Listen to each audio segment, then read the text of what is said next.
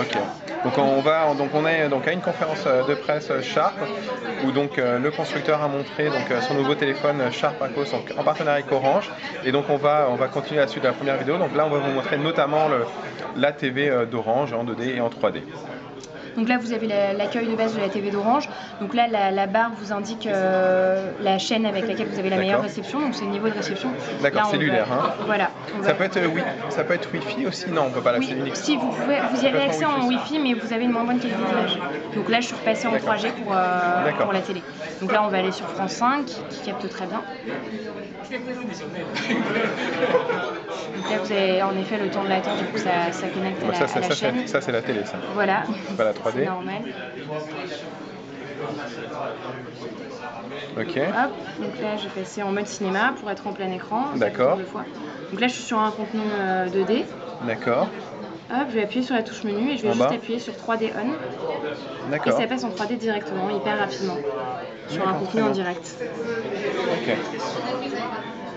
Très bien. Donc ce qu'il faut savoir, c'est que donc, si on laisse l'application TV Orange, elle peut en fond, hein, on ne la ferme pas, elle va garder le choix 3D. Par contre, si on ferme l'application ou si on éteint et rallume le téléphone, il faudra à chaque fois lui indiquer de repasser au premier lancement en 3D. Donc ça veut dire qu'en fait tout le contenu qui est sur la TV d'Orange, on peut le voir en 3D. Exact. Voilà. Parce qu'en fait, donc le player de TV d'Orange utilise je dirais le protocole de chez Sharp pour justement afficher en 3D. C'est-à-dire qu'en fait, si vous prenez une autre application qui affiche du contenu, par exemple un autre player, à moins qu'ils aient fait une version en partenariat avec Sharp, il n'aura pas ce réglage pour afficher de la 3D. Donc il faut vraiment travailler avec Sharp pour utiliser, mais je pense que les développeurs, et d'après Sharp, donc, cette technologie est publique et disponible aux développeurs qui en font la demande. Ils ont tout intérêt à ce qu'elle soit diffusée. D'accord, on va montrer un peu l'interface principale du téléphone avec les écrans d'accueil si c'est possible, parce que je sais que Sharp a fait un peu de travail. C'est eux qui ont personnalisé l'interface. Oui. Donc il y a des écrans d'accueil assez classiques, il y en a combien? Je sais pas, peut-être. D'accord, c'est 1 et avec les deux de chaque côté. Voilà. Je crois qu'on peut, il y a une façon particulière d'ajouter des raccourcis dans l'écran d'accueil ou pas? Vous l'avez peut-être pas vu. Ok, c'est un de vos collègues qui me l'avait montré. On va juste montrer donc. Voilà, donc ça c'est la partie application. L'application qui est intéressante aussi à montrer, c'est Zapit Now.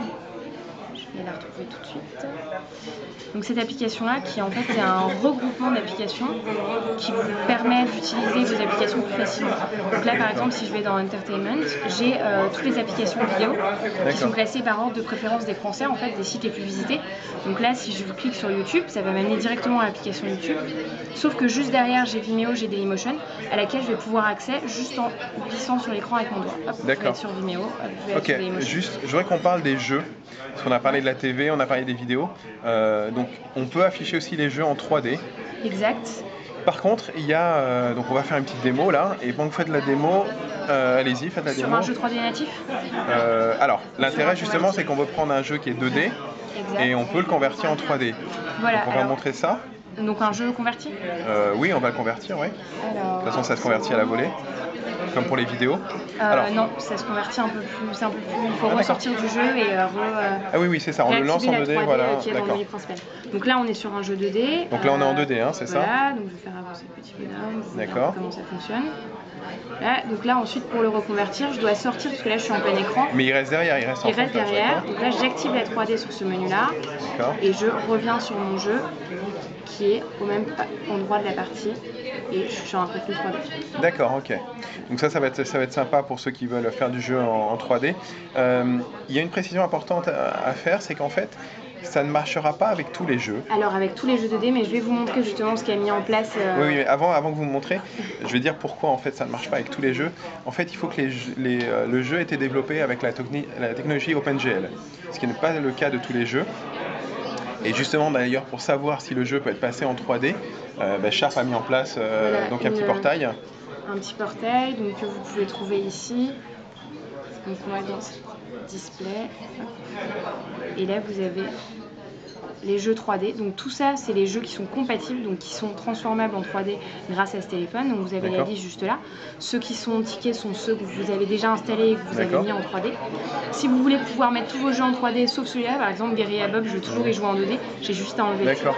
Et puis si on veut l'installer, on clique dessus et ça nous amène sur l'Android Market, je crois, c'est ça? Exactement, ça vous amène directement à l'Android Market. Et Sharp va mettre à jour très régulièrement cette liste. D'accord. Vous verrez qu'en haut de la liste, il y a un bouton. D'accord, donc pas besoin de chercher les jeux en se disant tiens, est-ce qu'il peut marcher en 3D ou pas. Là, on saura. Donc effectivement, alors il faut juste dire que c'est un début, on a vu, il n'y en a pas énormément. Donc on espère mais la liste ne va faire que grandir. Ça va grandir, d'accord. C'est bizarre, c'est marrant qu'ils aient mis ça dans les paramètres du téléphone et pas sur une appli à part. Ça fait penser un peu à ce qu'a fait le fabricant de processeurs Nvidia avec son Tegra Zone qui liste justement les applications et les jeux qui tirent parti de leur processeur double cœur. D'accord, donc ça c'est pour les jeux. Voilà.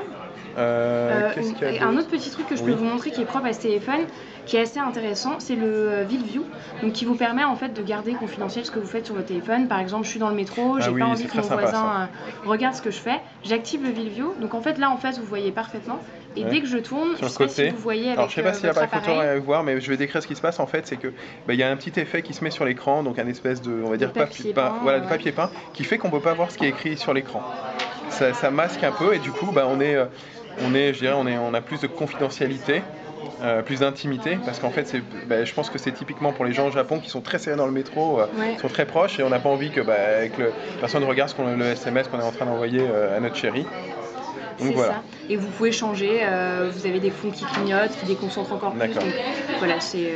Alors il y a aussi autre chose qu'on m'a montré tout à l'heure, c'est le clavier. Non, c'est la torche où on peut. On vous l'a montré ça? Ah, il a peut-être. Quand on met, je pense, on appuie sur le bouton mise en route et téléphone, si on l'éteint, ou éteignez-le. Mise en route et appareil photo. Ça allume le flash derrière. Non, ça le fait pas. Bon, ça permet en fait d'avoir une petite fonction torche en fait. Ouais, j'avoue que je sais pas où elle est. Non, mais c'est pas grave. Non, mais normalement, attendez.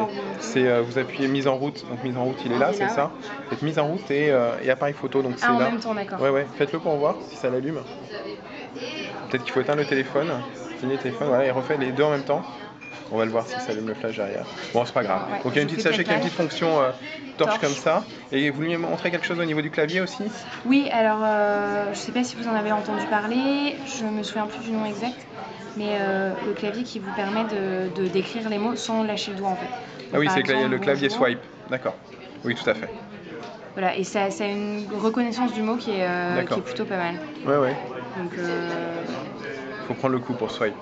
Au début, on n'est pas forcément hyper. Ouais, très bien. Ok, je pense qu'on a fait le tour du téléphone. Je pense, oui, il y a d'autres fonctionnalités, mais on n'a pas vu la conversion en ligne et tout ça, mais je pense que vous avez compris. La conversion en ligne? La conversion d'un contenu 2D en 3D directement sur YouTube, par exemple. Mais YouTube a du contenu en 3D aussi? Oui, aussi, mais je peux également convertir sur YouTube un contenu 2D. D'accord, ça c'est du streaming, d'accord. Bon, on peut peut-être le montrer si... allez, on va essayer de le montrer.